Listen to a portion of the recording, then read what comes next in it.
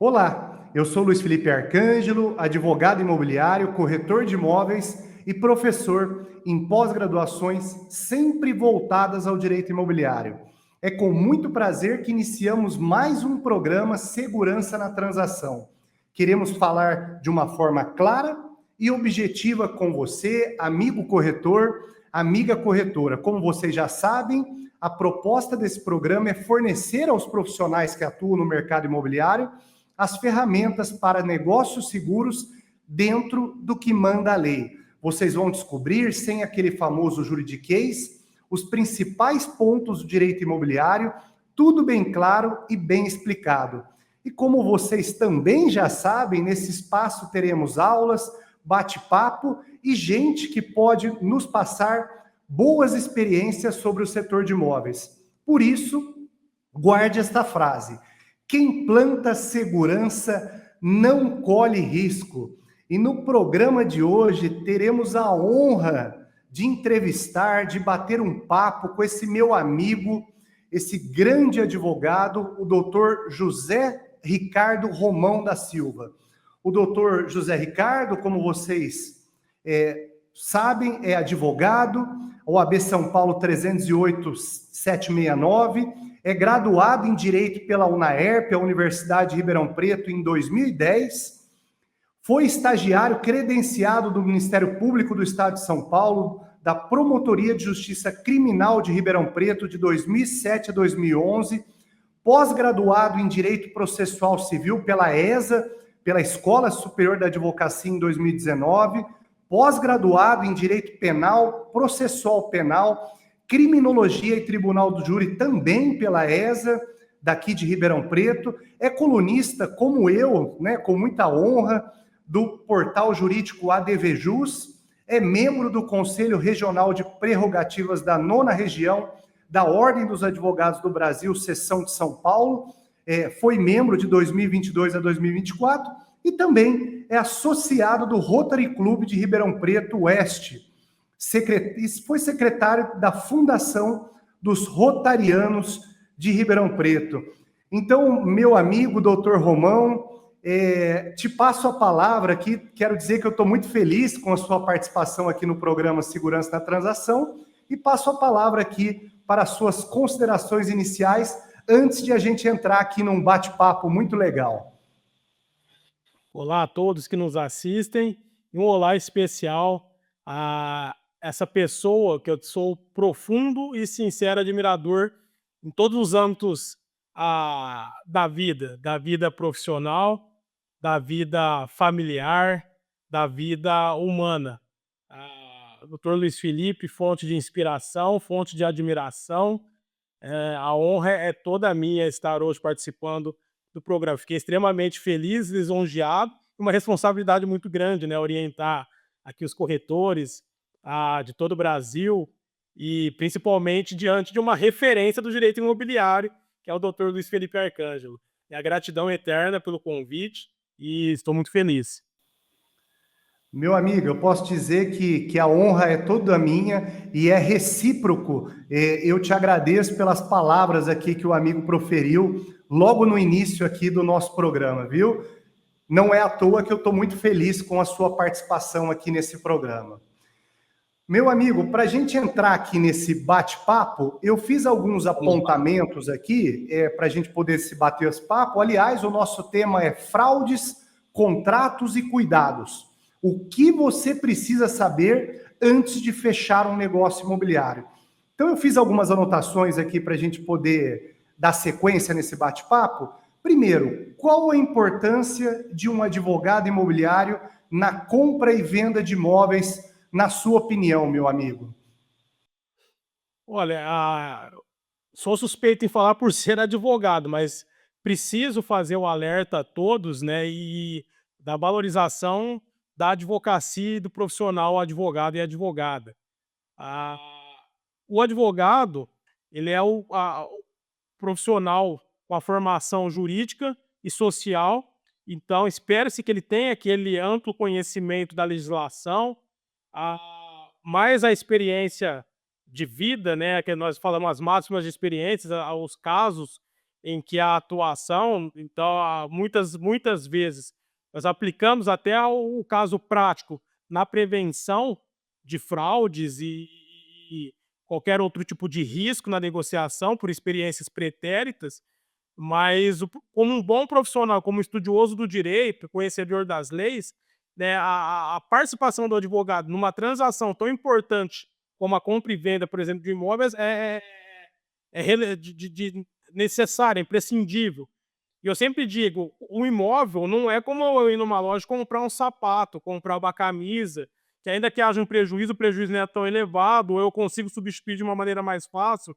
Muitas vezes o imóvel é o sonho daquela família, né? É o sonho da pessoa, é o suor diário, ou é aquele bem que ele está comprando como investimento e merece todo o respeito, toda a proteção. E isso o advogado pode fazer, quer na análise contratual, porque é capaz de vislumbrar ali até cláusulas que podem prejudicar dentro do negócio, se há alguma cláusula abusiva, né, alertar o seu cliente sobre os riscos daquilo que ele está contratando, então é a verdadeira análise contratual, ou até mesmo se há, às vezes, alguma cláusula nula, né, muitas vezes pode ser realizado um negócio jurídico, um contrato, e que se prevê alguma hipótese, alguma cláusula que não tem validade jurídica. Então o advogado vai ser a pessoa que vai fazer o alerta, olha, isso não tem validade, isso é nulo, ou isso tem um risco muito alto. Nós vamos conseguir fazer a prevenção de todos os riscos, né, que pode ocorrer. A verificação também dos documentos da transação, se são documentos válidos, são documentos verdadeiros, né, e a negociação em geral, né, desde a forma de pagamento, se é uma forma válida, os riscos de tal ou qual forma de pagamento, e principalmente, que é o que nós vamos discutir hoje, a formas de evitar as fraudes em certos tipos de transações. Então, eu vejo que o advogado ele precisa, é uma necessidade, não é um luxo, né? E as pessoas que já tiveram problemas realmente falam isso. Olha, depois que eu tive problema, eu não faço mais nada sem advogado. O advogado é uma figura indispensável nesse tipo de transação. Perfeito, meu amigo. Nós tivemos até recentemente aqui em Ribeirão Preto uma matrícula, né, que foi pega por um cartório, um dos cartórios de Ribeirão Preto lavrou uma procuração mesmo com a utilização de uma matrícula que era falsa a matrícula, né? Daí, na hora que bateu no outro cartório para poder lavrar a escritura, descobriram que tinham elaborado uma matrícula falsa mesmo, né? Porque o escrevente ali bateu o olho, tinha algumas abreviações e tudo mais, né? Então, de fato, a importância do advogado, muitas vezes, com o olhar clínico dele, né? Para pegar algum tipo de fraude, né? Pela própria linguagem, né, como o advogado está acostumado a lidar com esse tipo de documentação, há alguns erros grosseiros em documentos falsificados, por exemplo. Então, o olho clínico do advogado, ele bate o olho e já fala: olha, isso tá estranho, né? Se não for falso. Esses dias mesmo, dando um exemplo paralelo, um cliente me liga nesses golpes de falso advogado também que está na evidência.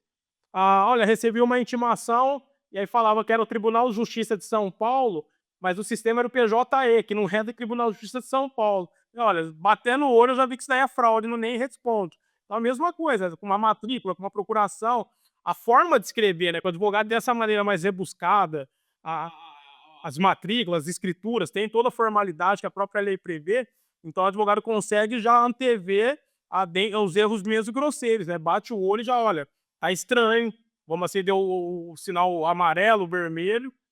Então é importantíssima a participação do advogado nesse tipo de negócio. Sem dúvida, é um parceiro do corretor de imóveis, né? É um É isso parceiro aí, do um não corretor de anda sem o imóveis. outro, né? Eu acho que um Sim, complementa o sim. outro. Meu caro, principalmente aos jovens corretores e às jovens corretoras que estão acompanhando aqui esse nosso programa de hoje, como saber se um imóvel está regularizado?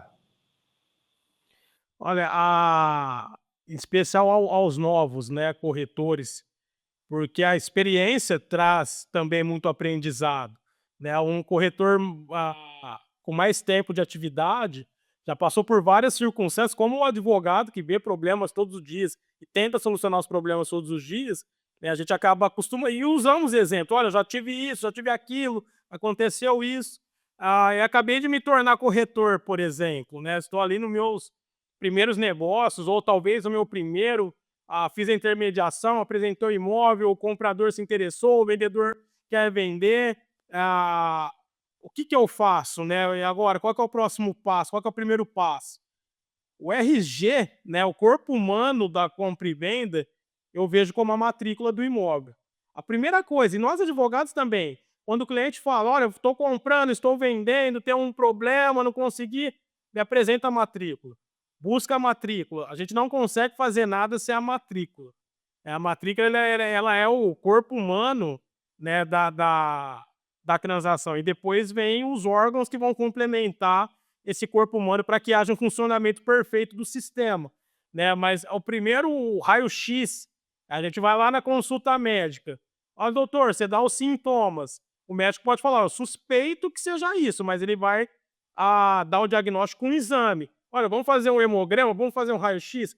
É a matrícula. Primeira coisa, pega a matrícula do imóvel atualizada e vamos verificar que nível que está essa matrícula. Se tem algum tipo de averbação, se tem alguma informação, se realmente está no nome da pessoa que se diz vendedora, né? Se realmente está livre de ônus. É o primeiro passo. Ó, essa matrícula está ok, o imóvel está regularizado, tem averbação da construção ou de alguma reforma. É fazer essa checagem. Estou comprando imóvel, mas a matrícula está como terreno, precisa ser regularizado.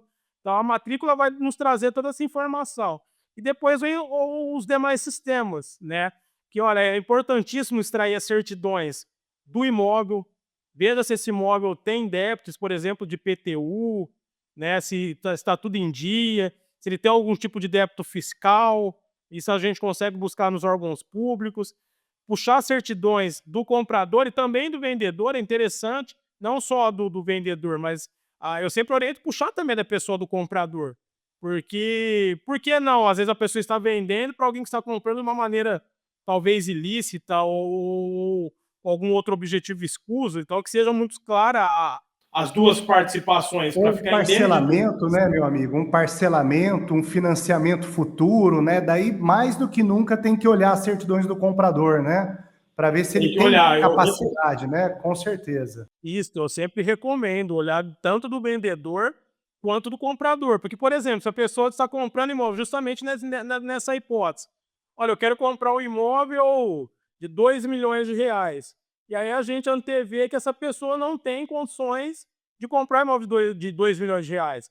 A exemplo, olha, ele tem lá, eu puxei uma certidão dele de distribuição de ação cível e eu vi que ele tem 5 ações que discutem nulidade de contrato, ou ele tem alguma ação fazendo algum tipo de cobrança, né, já percebe que o perfil desse comprador pode ser fraudulento. Aí nós teremos problemas depois. Assinei às vezes um compromisso de compra e venda, e como que eu desfaço porque ele não me pagou no prazo que precisava. A gente já prevê. Ou até estou comprando, vou dar um exemplo que aconteceu esses dias comigo no escritório. A pessoa não explicava o porquê que estava comprando o imóvel.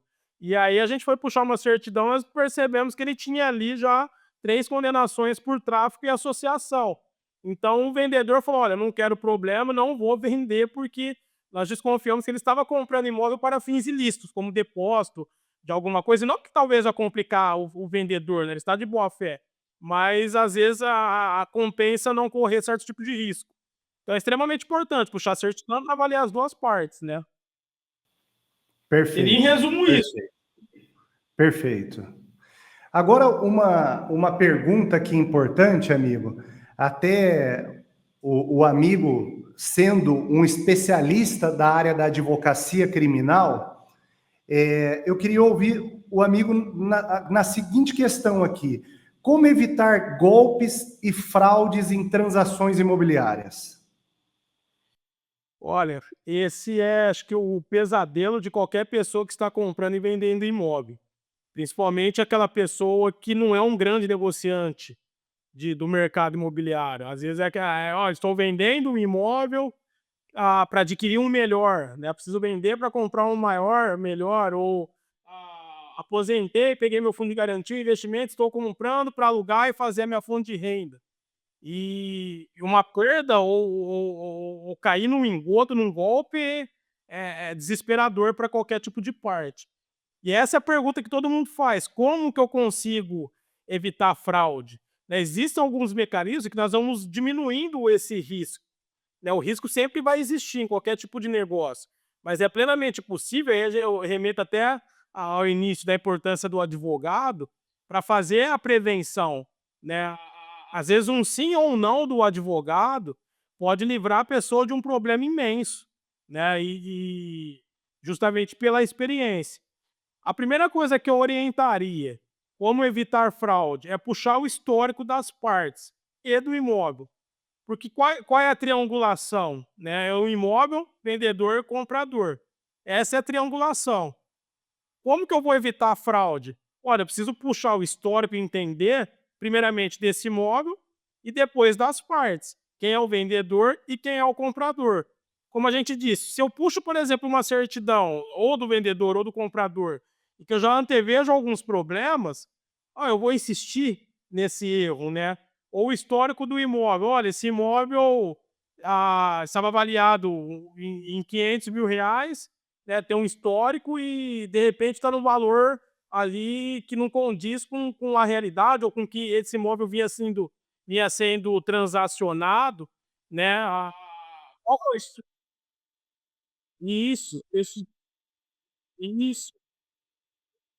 né. E é muito estranho. Às vezes a pessoa vai falar: eu tô vendendo porque eu tô desesperado, porque eu estou enforcado, preciso pagar uma dívida aqui e ali". Será que é isso mesmo? Né, por que você está entregando a preço tão baixo? Olha, eu tenho urgência na venda. Então desconfia, mas ele quer a urgência na venda, qual o motivo? Aí nós vamos no histórico do vendedor, por exemplo.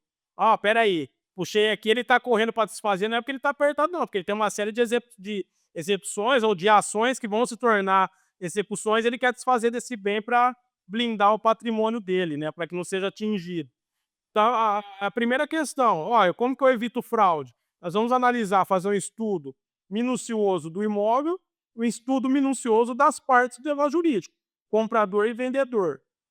Segundo momento, a gente precisa verificar os documentos que compõem esse negócio, né? Porque nós vamos exigir certidões, nós vamos exigir documentos de identidade, documento do imóvel, como a matrícula, e o amigo bem disse, olha, você teve um problema de falsificação de matrícula, né? Um caso que no cartório com esse desvendar. Esses documentos são autênticos, né? E o que traz uma preocupação hoje maior com a tecnologia avançada, porque antigamente era tudo mais físico e se exigia reconhecimento de firmas em vários momentos, e mesmo assim existe o crime lá, né, de falsificação de selo. Se falsificava também, às vezes pegava um documento, já tinha caso de pegar documento, o reconhecimento de firma é falso, o selo é perfeito, tem o carimbinho do cartório na assinatura, tem o selo, mas na hora que você vai buscar a informação, o selo era falso, é inacreditável. Como que eu previno isso? Justamente buscando a informação. Olha, tem uma certidão eletrônica, né? Deixa eu conferir. Geralmente a própria certidão traz a informação para conferir a autenticidade. Olha, eu emiti uma certidão da Receita Federal. Eu vou lá na Receita Federal verificar se a certidão é verdadeira. Eu trouxe um reconhecimento de firma numa procuração, qualquer documento. Eu vou no cartório onde há o reconhecimento de firma e verificar se de fato foi feito. Né? Porque às vezes o selo é perfeito a falsificação. Bateu, olha, mas tinha lá, estava autenticado o documento, eu vi o selo, mas o selo era falso. Né? Como que eu confirmo isso? Diligenciando lá no cartório, para ver se realmente foi reconhecido firma lá, ou se foi feita alguma autenticação de documento lá, ou se esse documento que tem assinatura digital ali, com barra lateral ou embaixo, com QR Code, se realmente essa certidão é válida. Porque às vezes a pessoa vai, eu preciso de uma certidão negativa, ele vai lá, falsifica, olha aqui, tá bonitinho e não é, a certidão às vezes é positiva. Então checar os documentos é indispensável. Nos dias de hoje, todos os documentos que compõem o negócio é verificar um a um a autenticidade deles. E principalmente evitar a fraude, a questão do pagamento. Pague quando você tiver a certeza que o negócio é certo, correto, justo, válido. Não pague antes, não com pressão. Preciso do dinheiro, olha, vamos, negócio. Eu falo, uma compra e venda de imóvel não é igual comprar uma camiseta ou um tênis.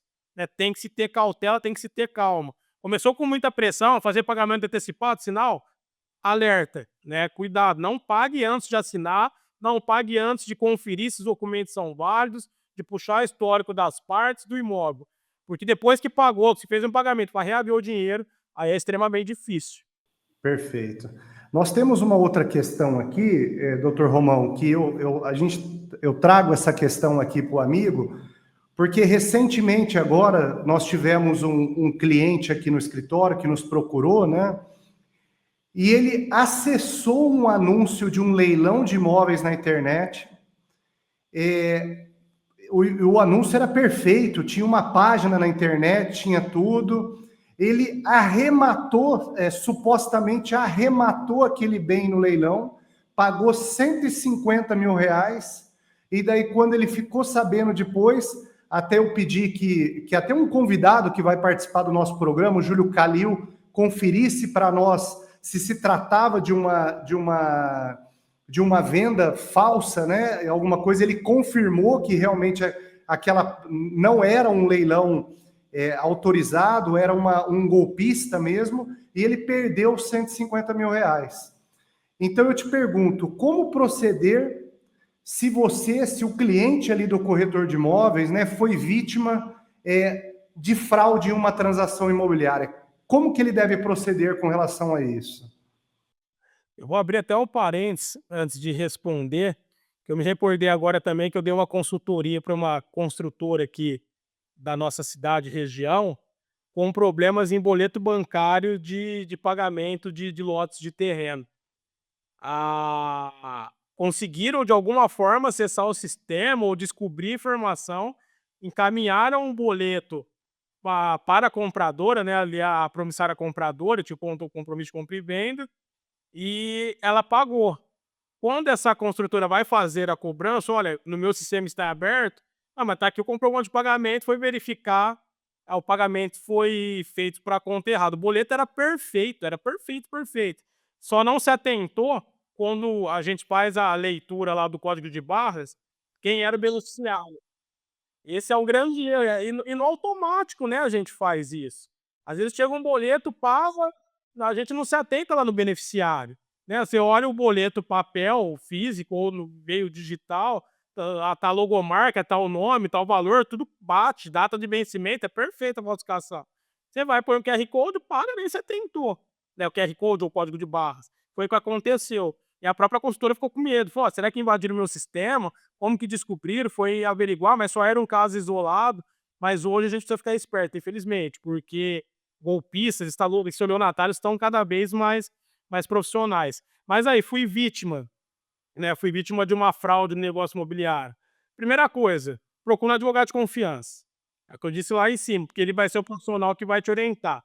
Tem um advogado de Antes confiança, mesmo de ir na delegacia, né, Romão? Antes eu mesmo de ir na orientaria. delegacia, procurar um advogado de confiança, né?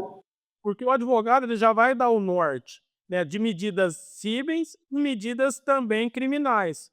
Porque às vezes, por exemplo, olha, o golpe do Pix, fiz um Pix numa compra e venda e caí num golpe da OLX, estava anunciando, ou qualquer outra plataforma anunciou lá e alguém falsificou um anúncio.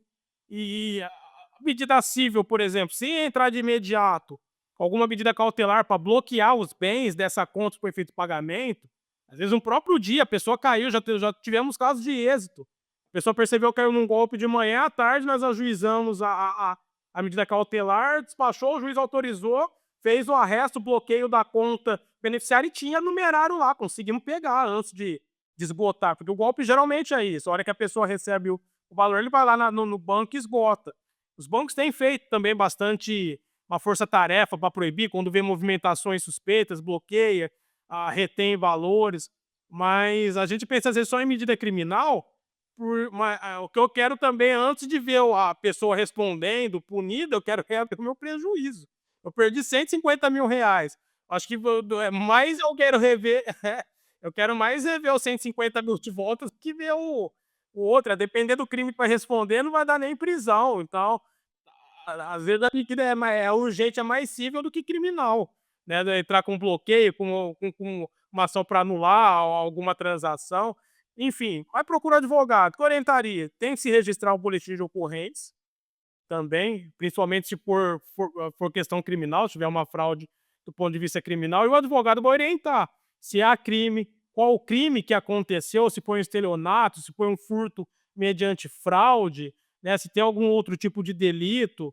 envolvendo ali um negócio fraudulento, e feito o registro do boletim de ocorrência, é justamente imprimir celeridade nessa investigação, né. Hoje no nosso sistema, e não é culpa dos servidores, mas o Estado tem uma morosidade muito grande, o poder judiciário, as delegacias de polícia, nós vamos às delegacias e há uma insatisfação muito grande, há um número insuficiente de profissionais para atender, e a polícia não consegue por si só combater esse tipo de crime ou investigar, por falta de profissionais, por falta de aparelhamento, é um problema estrutural, infelizmente, hoje que assola o nosso estado, e o advogado às vezes consegue imprimir um pouco de velocidade, né, de antecipar medidas, de provocar a instauração de uma investigação de uma maneira um pouco mais rápida, de sugerir à autoridade policial, ao delegado, ao investigador, medidas para se investigar o crime ou para se reaver esse prejuízo, dando sugestões, já de pronto indicando provas, sem precisar da polícia ficar intimando ou puxando, nós já levamos tudo pronto, né, para o delegado, e às vezes a própria há um provimento, né, do Conselho Federal da OAB que permite o advogado investigar, que nós chamamos de advocacia defensiva. Então, o advogado, por si, ele pode fazer algum tipo de diligências prévias, expedir ofícios, correr atrás de documentos para antecipar providências que, única e exclusivamente do Estado, seria mais moroso. Então, é procurar um profissional, tomar medidas no âmbito criminal e civil. Perfeito, perfeito, perfeito. Nesse caso em específico, Romão, ele ainda não teve êxito não teve êxito no retorno do valor, né? Me parece que o valor, como você mesmo disse, já tinham utilizado, repassado para outra conta e tudo mais, né? Mas Eu veja sempre. que ele só percebeu depois que ele havia arrematado, pagado bem, porque daí pediu para ele um outro valor. Daí, de repente, pediu um outro valor, um montante expressivo. Daí que ele percebeu que caiu no golpe. Ele falou, não, mas calma, Né, não tem que pagar mais nada. Por que tá pedindo mais? sim. Daí que ele foi perceber que tinha caído num golpe, entendeu? E o advogado consegue antever, né, porque por numeração de processo, né, às vezes o edital é tudo perfeito, mas o número do processo, é o que eu disse, o sufixo lá do número do processo, o final, tem alguma coisa que a gente percebe: "Opa, não faz sentido, não é daí". O advogado, ele pode consultar o processo: "Ah, realmente está lá dentro do processo esse edital, esse leiloeiro é válido, eu tenho referências dele, ele realmente é o leiloeiro credenciado". O advogado consegue fazer essa série de diligências, evitando o risco e a fraude no negócio. Ah, né, e o que eu brinco sempre é, às vezes não basta uma sentença linda, a gente consegue lá um julgo procedente para determinar a restituição do numerário indevido, ou condena pelo crime tal a pena de tanto, mas assim, não sabe nem quem que é a pessoa, ou não vai localizar, assim, então eu disse, entre ver alguém punido, que às vezes nem sempre vai ao cárcere, e reaver meu dinheiro, eu quero meu dinheiro, obviamente, ainda mais em quantia expressiva. Exatamente. É o famoso ganha, mas não leva, né? Mas não Ganhou, leva, mas é isso aí. ganha, mas não leva, né? Meu caro, uma outra questão aqui que também é tão importante igual é quando aquela pessoa descobre que o imóvel foi vendido por duas pessoas diferentes. O que fazer quando isso acontece? Olha, por incrível que pareça, ainda é um tipo de golpe comum, né, principalmente de vendedores que estão, buscando o golpe, realmente se enriquecer ilicitamente, eh, vende o imóvel para mais de uma pessoa, 2, 3, 4. Tem o caso aqui corriqueiros. Isso é um exemplo clássico do crime de estelionato, né, o crime de estelionato está lá no artigo 171 do Código Penal, esse artigo ele nos dá várias modalidades de estelionato. Estelionato é a obtenção de vantagem indevida em detrimento de alguma pessoa por meio fraudulento. Em regra é isso. Nossa, que completo. O que é o famoso golpe, né? Eu induzir alguém por alguma forma, ou por lábia, porque meu papo é bom, ou por documento, por alguma coisa, mas eu induzi a pessoa a cair numa fraude e eu obter, para mim ou para qualquer outra pessoa, algum proveito econômico. Que é o caso. Aí eu vendo para o Antônio o imóvel, e aí eu fiz um compromisso de compra e venda, mediante parcelamento, e anotei lá no contrato que após a quitação, nós vamos comparecer ao tabelião para outorgar a escritura, e a pessoa está lá de boa fé, com o seu contrato, com a reconhecimento de firme, fazendo pagamento na conta indicada e guardando lá os seus comprovantes de pagamento, e não vê na hora de quitar aquela obrigação, de falar, consegui meu imóvel, e aí ele aproveita e fala, opa, peraí, deixa eu ir atrás de um outro também e vender o mesmo imóvel. Aí os dois, o segundo também compra, está lá pagando, o terceiro também compra, está lá pagando, e é o primeiro que vai lá registrar, conseguiu, e o outro vai registrar, "Ó, mas alguém já registrou esse imóvel, né? Eu não consigo mais registrar." Daí você vai verificar, vendeu para várias pessoas. É um exemplo clássico de estelionato, né? Além, ó, das medidas cíveis para se anular um negócio jurídico e tentar reaver o direito, há a questão criminal, e o criminal assusta muito. Por que eu bato aqui com essa tecla? Porque é importante, ninguém quer responder uma ação penal, ninguém quer ter o risco de ser recolhido ao cárcere, à prisão, e muitos golpistas, às vezes, acabam, quando é descoberto, é desvendado, ressarcindo a vítima. Uma sentença penal determina a reparação do dano da vítima, então é mais uma forma da gente buscar a reparação do dano da vítima, e isso está expresso no Código de Processo Penal, que a sentença deve fixar o valor mínimo de reparação do dano. Hoje nós temos um instituto no direito penal que chama Acordo de Não Persecução Penal. A depender do tipo do crime, o promotor submete esse acusado a um acordo, e se ele cumprir, ele não responde ao processo penal. Mas o primeiro requisito que a lei nos dá é a reparação do dano da vítima. Então, a partir do momento que eu instauro um procedimento criminal contra esse golpista, ele é descoberto, é pego, muitas vezes o promotor pode forçar, ó, indeniza a vítima e a gente resolve por aqui. Ou numa sentença penal, o juiz vai determinar também, como medidas ali de cumprimento da pena, a reparação do dano. E se ele às vezes não reparar o dano, ele também perde até benefícios na esfera, no cumprimento da pena, então é extremamente importante. Procura o advogado vai te orientar, registrar um boletim de ocorrência, instaurar ali, provocar a instauração de inquérito policial, ajudar na instrução de provas, para isso tramitar de uma maneira mais célere, mais robusta, mais firme, até a gente conseguir, de fato, reparar todo esse prejuízo que foi causado. Mas é importantíssimo, é um golpe comum, infelizmente, ali na praça, haver. E nosso assunto está todo interligado, porque o advogado orientaria a pegar esse compromisso de compra e venda e averbá lá na matrícula, né? Dar um jeito de, olha, tem algo aqui, se tem algum tipo de averbação, de anotação, de disponibilidade na matrícula contra essa transação, a hora que eu for verificar, ó, espera aí, já tem, não está registrado, mas tem uma anotação aqui que tem um contrato de locação, ou que tem um compromisso de compra e venda, ou que tem um financiamento, sei lá qual que é o que nós vamos averbar. Mas o advogado vai fazer o estudo, por isso a importância. Muito bom, exatamente. Uma outra questão, Romão, que parece que é simples, mas até hoje a gente acaba vendo, né, no dia a dia do nosso escritório, que é dedicado ao direito imobiliário, e fica a pergunta aqui: eu posso exigir mais de uma garantia no contrato de locação para deixar o meu contrato mais seguro? Eu posso pôr uma fiança e também pedir uma caução em espécie? Eu tinha pensado em uma forma de resposta, mas eu vou fazer uma brincadeira. Poder pode colocar assim, mas quem colocar vai ter consequências, infelizmente. O papel admite, ó, eu coloquei 2 garantias, não, nós estamos conversando, tá, eu tenho imóvel alugado, mas eu tenho problema, porque eu coloquei calção, eu coloquei fiança, eu coloquei. Poder pode, concede se colocar no contrato, mas há uma infração à legislação. A lei do inquilinato não permite, né, colocar mais de um tipo de garantia no contrato de locação. É um sonho para aquele que aluga, porque realmente é o medo da fraude, da inadimplência, né, da própria depredação do imóvel.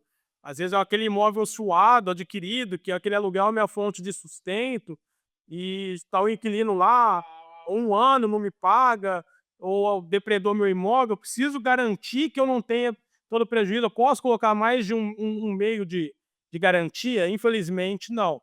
E aquele que colocar corre o risco, inclusive, de responder uma contravenção penal, salvo engano, está no artigo 43 da Lei do Inquilinato, né, que fala algumas contravenções penais dentro dessa espécie de contrato, e uma delas é aquele que coloca mais de uma garantia. Então, a legislação permite apenas um tipo de garantia.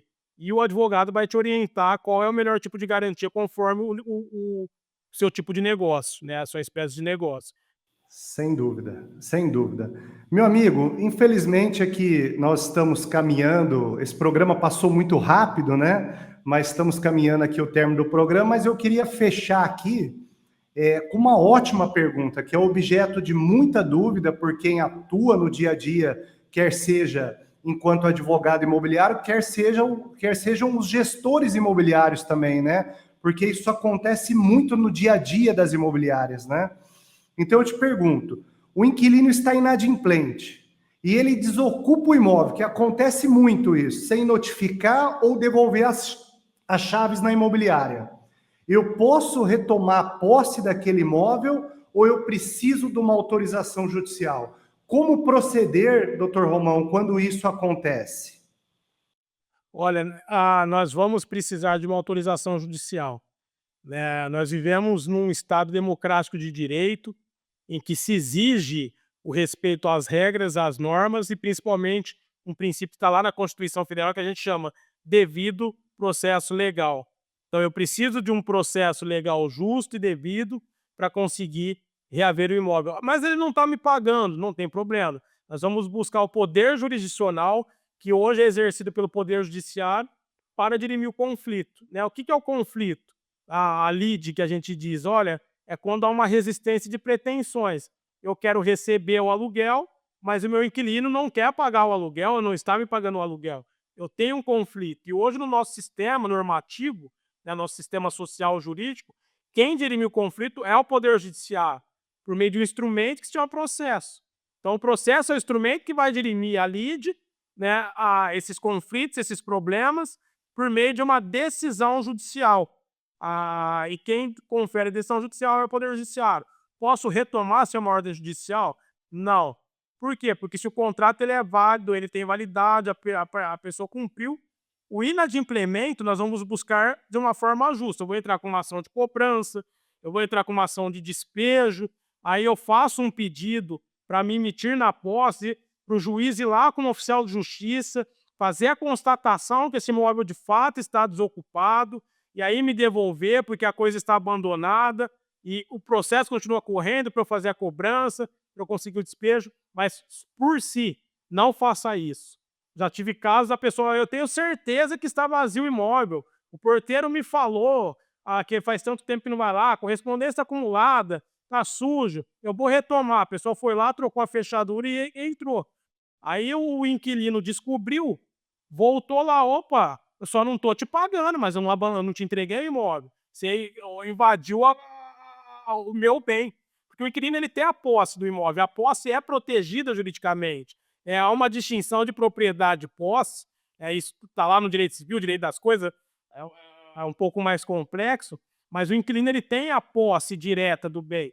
Enquanto ele não devolver voluntariamente, se ele não houve a entrega da chave, olha, estou devolvendo, notifiquei, está aqui, devolvi a chave, ok. Aí a saída é inequívoca. Mas se ele não fez isso, eu só tenho a notícia, eu tenho até a certeza que ele abandonou, mas eu preciso da ordem judicial. Preciso que o juiz me autorize a reingressar no imóvel para eu não violar o direito dele. Ou até mesmo nós, como advogados, né? Logicamente, muitos proprietários, mas eu vou entrar no imóvel. Olha, então você vai estar correndo risco. É uma decisão sua. Sim.